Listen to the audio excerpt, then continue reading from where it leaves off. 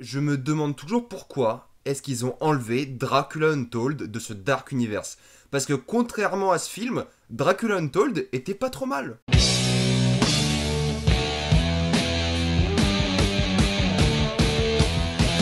La momie. Cette vidéo va être très facile. Premièrement parce qu'il n'y aura pas de spoiler, parce qu'il n'y a rien à dire, il n'y a absolument rien à spoiler, il n'y a rien d'intéressant, il n'y a aucune discussion à avoir sur la momie.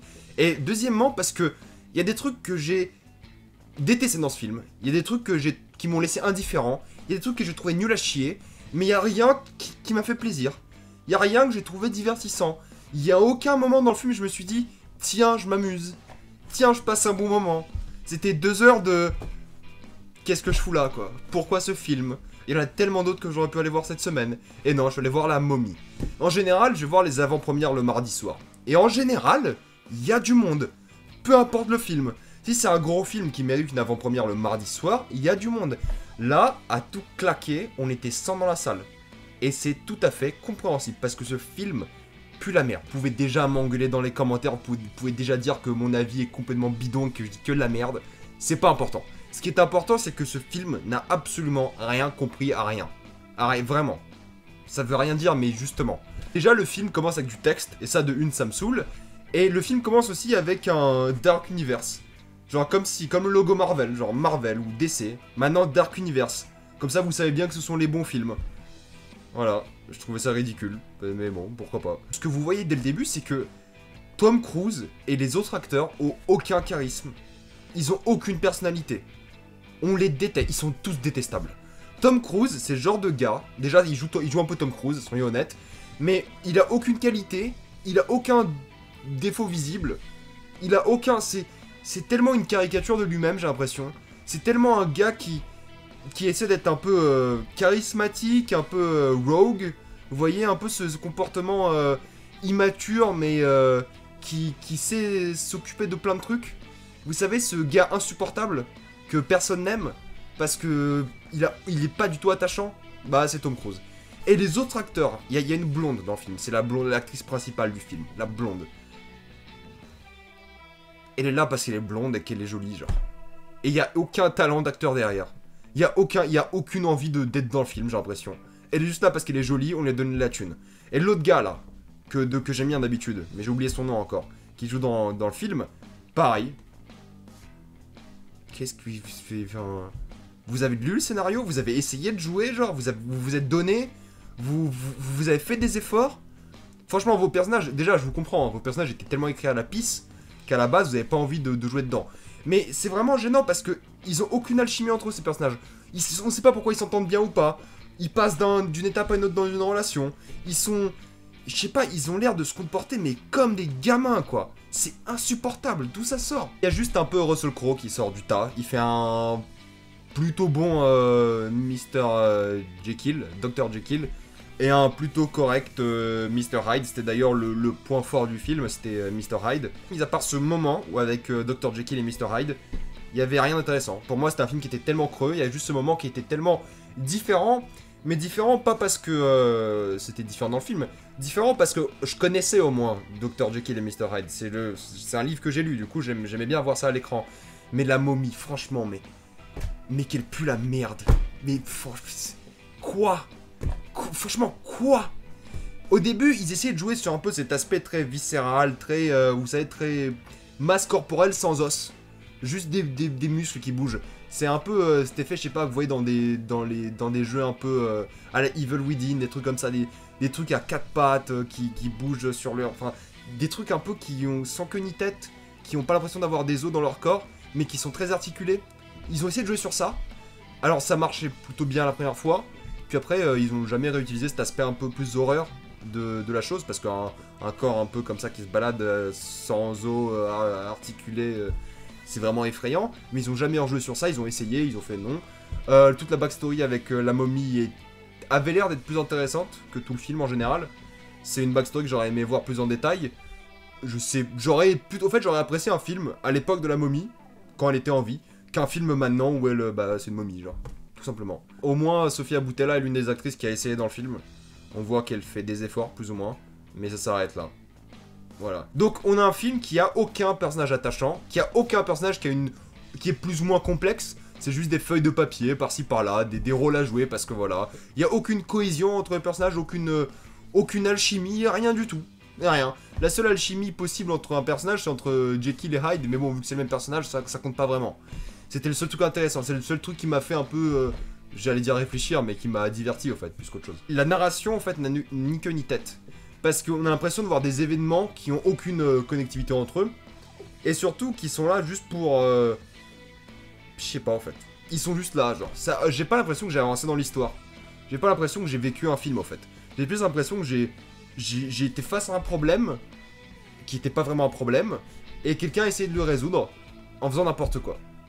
Et niveau de mise en scène, il y a rien d'intéressant, il y a aucun plan, je me suis dit, ça c'est intelligent, ça c'est pas mal. Il y a juste des plans d'une bêtise inouïe, d'une banalité inouïe, c'est du vu et du revu et 1000 fois. C'est visible, c'est l'avantage, on comprend ce qui se passe à l'écran, qui n'est pas toujours le cas dans ce genre de blockbuster. Mais la palette de couleurs est dégueulasse. Déjà, le film est gris ou noir, mais il n'y a aucun contraste. Il n'y a aucun moment où c'est gris, un peu noir, un peu de bleu, un peu de couleur. Non, je sais pas, je dis des couleurs au hasard. C'est ou noir ou gris. Et même pas des nuances de gris, hein, juste gris. Voilà. C'est genre noir ou gris. Un gris, un noir. C'est tout. Les moments où ils sortent un peu à l'air, où il y a le désert, il y a Londres, sont les moments les plus jolis. Mais même là, c'est tellement une couleur, plus qu'autre chose, que c'est pas intéressant. L'opposé, que le plus récent que j'ai en tête, c'est le Gardien de la Galaxie 2. C'était vraiment l'inverse, c'était plein de couleurs, c'était joli. Wonder Woman, c'était pareil, plein de couleurs, très joli. Là, c'est une couleur, décalquée sur tout un plan, et c'est dégueulasse. On prend aucun plaisir à regarder le film. Vraiment, du point de vue visuel, aucun plaisir. Du point de vue des acteurs, alors encore moins. Du point de vue de la cohérence narrative, alors là, c'est un suicide. Franchement, les gars qui ont écrit ça, et je pense qu'ils sont au bord de la dépression, c'est pas possible. Et surtout parce que on a jamais l'impression d'avoir vécu une histoire, on n'a jamais l'impression d'être parti à l'aventure, on n'a jamais l'impression d'avoir assisté à quelque chose, en fait. C'est juste, il y a une momie, il y a Tom Cruise, et voilà. Et même la fameuse scène dans l'avion dont il parlait pendant des heures de marketing et tout, elle est même pas si impressionnante que ça. Je sais même pas pourquoi ils ont eu besoin d'un avion pour la faire. Fallait prendre une pièce, la faire tourner comme dans Inception et c'était bon, quoi. Il y avait le même effet. Là, c'était juste pour dire que Tom Cruise il fait encore ses cascades alors que il est clairement plus intéressant, quoi. Dans le film, il est pas intéressant. J'admire beaucoup ses cascades dans Mission Impossible. Je trouve qu'elle le mérite d'être faite. Mais là, il y en avait aucune qui était intéressante, quoi. Celle de l'avion, elle était pas, clairement pas. Genre. Sinon, il n'y a pas de musique dans le film, du moins j'en ai pas entendu. Parce qu'elle était juste pas du tout mémorable et j'ai déjà oublié. Il y a quoi d'autre à dire, c'est que c'est un mauvais film, c'est chiant, on se fait chier, quoi. D'un bout à l'autre, je suis arrivé dans la salle du cinéma, je fais oh cool, il y a un peu de backstory, tout ça, ça peut être sympa. Et puis dès que le film a vraiment commencé, dès que l'élément déclencheur a eu lieu, bah on s'est fait tellement chier. C'est impressionnant. Enfin, Dracula Untold, parce qu'au départ c'était un peu l'idée, c'est d'avoir ce Dark Universe sur Dracula Untold et partir de ça, au moins avait quelque chose, avait une vraie histoire, une vraie légende, un vrai personnage qui avait des vraies motivations, des vraies envies, des vrais... Je sais pas, au moins il y avait des scènes d'action divertissantes, bien filmées, sympathiques, des acteurs qui essayaient des trucs, des plans sympas. Là, il y a rien qui a été essayé, il y a rien qui a été fait. C'est le film le plus banal que j'ai vu de ma vie, c'est un truc de ouf parce que il y avait rien qui est ressorti du tas, mais même pas un peu, genre. En général, je suis assez indulgent avec ça, je me dis, bon, c'est pas grave, c'est un blockbuster classique, les Marvel, il y a pas souvent quelque chose qui sort du tas, j'ai envie de dire. Mais il y a ces petits moments de plaisir. Là, il y a rien eu de plaisir. Je voulais me tuer, genre, tout le film, c'était tellement chiant. C'était genre les 2 heures les plus longues de ma journée de merde, clairement. Et j'ai passé une journée de merde, croyez-moi. Alors, La Momie, je le conseille absolument personne. Pour les fans de nanar, c'est pas un nanar, parce que même le film, il sait pas ce que c'est. Des fois, ils font des blagues qui ratent à tous les coups. Toutes les blagues, elles sont ratées, mais à des kilomètres. Parce que les blagues, ça marche que lorsque vous avez des personnages qui marchent ensemble, et que vous avez une situation comique. Une situation comique dans La Momie, ça n'existe pas. Des personnages qui blaguent ensemble et qui ont une alchimie, ça n'existe pas non plus. Donc les blagues, la comédie, ça marche pas. Et pour les fans de La Momie, bah franchement, rematez-vous le film avec Dwayne Johnson, ce sera mieux. Et pour des gens qui veulent juste voir un film ce week-end, bah... n'importe lequel autre. Allez voir Wonder Woman. Allez voir... Je sais pas, allez voir Wonder Woman. Ça sera, quoi qu'il arrive, ce sera mieux. Vous l'avez déjà vu, on s'en fout. Allez voir autre chose. Franchement, allez voir autre chose.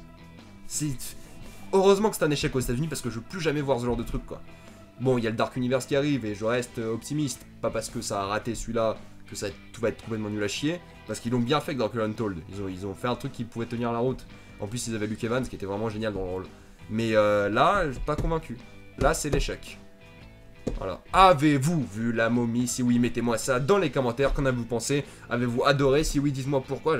J'aime toujours savoir vos avis là-dessus. Je les lis toujours. Je réponds pas toujours, bien évidemment. Mais je lis vos commentaires tous. Si vous avez détesté comme moi, dites-moi pourquoi. Parce que, en fait, je le déteste même pas. C'est juste qu'il m'a laissé tellement... il m'a tellement fait chier. Je suis tellement indifférent que bon, voilà. C'est une expérience que je ne revivrai pas, en tout cas. Allez voir mes dernières vidéos sur Wonder Woman, sur Logan, sur... je sais pas, plein de trucs. J'ai fait plein de trucs, Pirates des Caraïbes. Allez me suivre sur Facebook, sur Twitter. Abonnez-vous à la chaîne pour plus de vidéos. Et moi, je vous dis à la prochaine fois. Salut à tous.